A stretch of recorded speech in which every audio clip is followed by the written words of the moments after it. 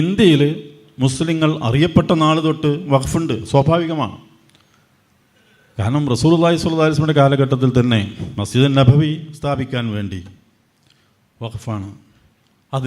അതുപോലെ തന്നെ അന്നത്തെ വളരെ ചരിത്രപ്രസിദ്ധമായ പല ചരിത്രങ്ങളും നമ്മൾ കേട്ടിട്ടുണ്ട്, അതിലേക്ക് ഞാൻ പോകുന്നില്ല. ലൻ തനാലുൽ ബിർറ ഹത്താ തുൻഫിഖു മിമ്മാ തുഹിബ്ബൂൻ എന്ന ആയത്ത് അവതരിപ്പിക്കപ്പെട്ടതിൻ്റെ പേരിൽ സ്വഹാബികളൊക്കെ ചെയ്തിട്ടുള്ള ആ വഖഫുകളെ സംബന്ധിച്ചൊക്കെ നമ്മൾ കേട്ടുള്ള ആ പ്രവാചകനിൽ നിന്നും സ്വഹാബത്തിൽ നിന്നും മാതൃക ഉൾക്കൊണ്ടുകൊണ്ട് ലോകത്തിൻ്റെ വിവിധ ഭാഗങ്ങളിലേക്ക് പോയിട്ടുള്ള, വിവിധ ഭാഗങ്ങളിൽ പ്രചരിപ്പിക്കപ്പെട്ടിട്ടുള്ള ഇസ്ലാം ഉൾക്കൊണ്ടിട്ടുള്ള ആളുകൾ സ്വാഭാവികമായും ഇതുപോലെയുള്ള വഖഫുകൾ ചെയ്യും.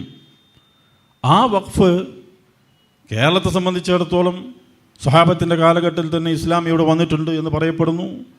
ചെയർമാൻ പെരുമാൾ ആദ്യമായി കൊടുങ്ങല്ലൂരിൽ അവിടെ പള്ളി സ്ഥാപിച്ചു എന്ന് നമ്മൾക്കറിയാം.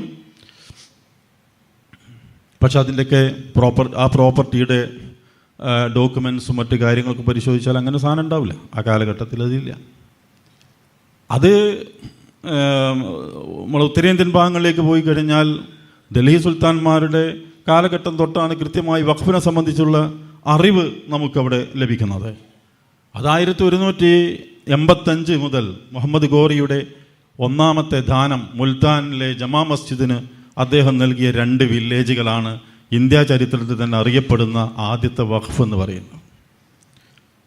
അത് പാകിസ്ഥാനിലാണ്, മുൽത്താൻ എന്ന് പറയുന്നത് പാകിസ്ഥാനിലാണ്, അന്നത്തെ ഇന്ത്യയിൽ.